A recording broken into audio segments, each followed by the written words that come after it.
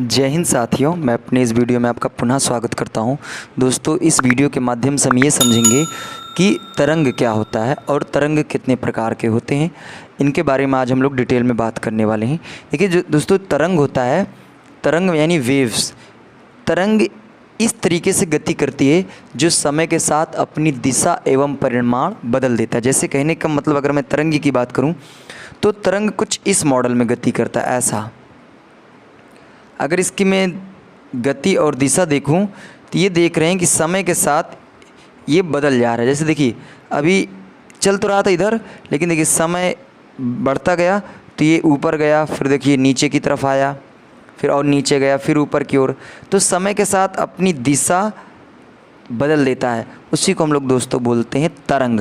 और तरंग की तरह बहुत से लोग चलते हैं। जैसे मैं आपको बताऊं, सांप, जो कीड़े मतलब जिनको हम सांप कहते हैं, वो भी एक तरंग की तरह ही गति करते हैं, क्योंकि वो देखा करिए वो थोड़ा ऐसे मतलब ऐसे मूव करते हुए गति करते हैं। जैसे शराबी जो होते हैं, जो शराब पिए रहते हैं, जब वो भी गति करते हैं रोड पर, तो देखा करिए कुछ इसी मॉडल में, कभी इधर जाते हैं, कभी इधर, कभी इधर। तो ये भी क्या है, तरंग की गति है, ठीक है। तो ये सभी दोस्तों तरंग के एग्जाम्पल है। तो तरंग की अगर हम परिभाषा दें तो तरंग एक ऐसी गति होती है जो समय के साथ अपनी दिशा एवं परिमाण बदल देते हैं, उसे हम लोग बोलते हैं दोस्तों तरंग। अब देखिए दोस्तों, जो तरंग होता है इसको हम लोग दो भागों में विभक्त किए हैं। पहला नंबर हम लोग बात करते हैं यांत्रिक तरंगे, और दूसरा नंबर होता है विद्युत चुंबकीय तरंगे। देखिए यांत्रिक तरंगों और विद्युत चुंबकीय तरंगों में क्या डिफरेंट होता है, इसको समझ लेते हैं। देखिए यांत्रिक तरंगों को संचरण के लिए, संचरण का मतलब इसको चलने के लिए, आगे बढ़ने के लिए माध्यम की आवश्यकता पड़ती है। जबकि विद्युत चुंबकीय तरंगों की हम बात करें तो इसमें माध्यम की जो होती है वो आवश्यकता नहीं पड़ती, ये खुद चल लेते हैं, ठीक है। और ये जो यांत्रिक तरंगें होती हैं ये मेरी आंखों से दिखाई देती हैं, यानी हम इनको देख सकते हैं, ठीक है। और जो विद्युत चुंबकीय तरंगें होती हैं ये हमारी आंखों से नहीं दिखाई देती हैं, इनको हम देख नहीं सकते, हम इनको सिर्फ महसूस कर सकते हैं। देखिए जो यांत्रिक तरंगें होती हैं ये वैसे दो प्रकार की होती हैं। एक अनुप्रस्थ तरंगें होती हैं, दूसरा नंबर होता है अनुदैर्ध्य।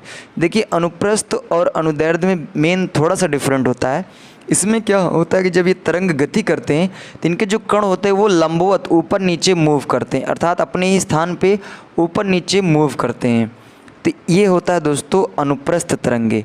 और अनुदैर्ध्य तरंगे क्या होता है, जब ये गति करते हैं तो इनके जो कण होते हैं वो तरंग की दिशा के साथ वो क्या करते हैं, वो गति करना प्रारंभ करते हैं, यानी उनके अनुदिश वो चलते रहते हैं। तो ये होता है मेन दोस्तों अनुदैर्ध्य और अनुप्रस्थ तरंगे। देखिए इन जो यांत्रिक तरंगे होती है इनको देखा कहाँ जाता है। जैसे मान लीजिए हम करते क्या है, इधर मान लो सपोज दैट ये दीवार है, ठीक है, ये क्या है, दीवार है, और यहाँ पे एक मैं रस्सी बांध दूँ, ठीक है। यहाँ पे क्या करूँ, एक मैं रस्सी बांध दूँ ऐसा सीधा यहाँ पे, और यहाँ से मैं हाथ से पकड़ के इसको ऊपर नीचे से मतलब हिलाना स्टार्ट कर दूँ, तो आप ये देखते होंगे कि यही जो रस्सी होती है वो कुछ इस मॉडल में ऐसे से, ठीक है। जैसे मान लीजिए इधर से मैं इसको मूव करा रहा हूँ, फ्लक्चुएट करा रहा हूँ, तो ये देखते हैं कि जो रस्सी होती है इस तरह से मूव करने लगती है। तो ये देख रहे हैं कि एक तरंग की तरह गति कर रही है। तो ये भी दोस्तों यांत्रिक तरंग के एग्जाम्पल है। उसी तरह अगर हम किसी शांत जल में, जैसे मान लीजिए तालाब था, उसमें हम बीच में क्या करते हैं, एक पत्थर का अगर टुकड़ा फेंक देते हैं तो हम ये देखते हैं कि चारों तरफ उसमें जो पानी होता है वो फैलना स्टार्ट कर देता है। तो वो भी जो दोस्तों हैं वो भी एक तरंग का एग्जाम्पल है, यानी वो भी एक यांत्रिक तरंग का एग्जाम्पल है। तो ये भी होता है। अगर मान लीजिए जैसे हम किसी बर्तन की बात करें, पात्र की बात करें, जैसे सपोज दैट मैं परात की बात करूं, परात आप जानते होंगे, तो जब अगर वो ज़मीन में गिर जाती है तो आप देखते होंगे उसमें काफ़ी देर तक एक घनघनाहट की आवाज़ रहती है, तो वो भी दोस्तों यांत्रिक तरंग ही है। या फिर आप देखते हैं जो साइकिल के आप घंटियाँ होती है, जब उसको हम दबाते हैं उंगली से तो देखते हैं काफ़ी देर तक वो बजता रहता है, तो वो भी दोस्तों यांत्रिक तरंग का ही एग्जाम्पल है। अब दोस्तों हम लोग थोड़ा सा बात कर लेते हैं विद्युत चुंबकीय तरंगें क्या होती हैं। तो हमने ये बताया कि जब ये संचरण करते हैं, अर्थात ये जब गति करती हैं तो किसी माध्यम की आवश्यकता नहीं पड़ती है, ये स्वयं से गति करती हैं और ये हमारी आंखों से दिखाई नहीं पड़ती। तो ये खासियत होती है विद्युत चुंबकीय तरंगों की। अगर हम बात करें इनको देखा कहाँ जाता है, तो जो हम लोग एक्सरे करवाते हैं, अल्ट्रासाउंड करवाते हैं, तो वहाँ पे जिस माध्यम से, जैसे हमारे अगर मान लीजिए किसी व्यक्ति की अगर पैर की हड्डी जब टूट जाती है, तो अगर उसकी हड्डी कहाँ से टूटी मुझे देखना, तो मुझे एक्सरे करवाना पड़ता है। तो जो एक्सरे मशीन होती है वो एक्स किरणें निकालती है अंदर से अपने। एक्स किरणों की मदद से हम ये देख पाते हैं कि वास्तव में पैर या हाथ की हड्डी कहाँ से टूटी है। तो एक्सरे अल्ट्रासाउंड में भी हम लोग विद्युत चुम्बकीय तरंगों का यूज कर लेते हैं। अगर मैं बात करूं तो जो हमारी मोबाइल में कम्युनिकेशन होता है, हमारी बातचीतें होती हैं, तो अगर मान लीजिए हम अगर दिल्ली से हम मुंबई फ़ोन लगाते हैं तो हमारी दिल्ली से आवाज़ मुंबई तक चली जाती है। तो ये जो हमारी आवाज़ चली जाती है दोस्तों, ये भी विद्युत चुम्बकीय तरंगों का ही एग्जाम्पल है।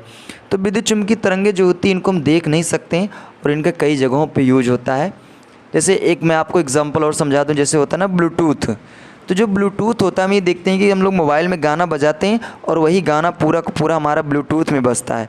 तो हम ये देखते हैं कि जो गाना हम मोबाइल में बजा रहे हैं और वो गाना बज रहा है ब्लूटूथ में, इसका मतलब वो गाना मोबाइल से ब्लूटूथ में कैसे ट्रांसफ़र हो रहा है, तो वो विद्युत चुम्बकीय तरंगों की वजह से ही वहाँ पे पहुँच रहा है।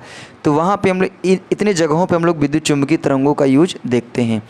तो हमने ये बताया कि यांत्रिक तरंगें कहाँ दिखती हैं और विद्युत चुम्बकीय तरंगें कहाँ दिखती हैं, इसको मैंने समझाने का प्रयास किया। और तरंग क्या होती है, कितने प्रकार की होती हैं, इसको हमने बताने का प्रयास किया। उम्मीद करूँगा दोस्तों ये तरंग का वीडियो आपको समझ में आ गया होगा। आगे मिलेंगे दोस्तों नेक्स्ट वीडियो में, तब तक के लिए जय हिंद।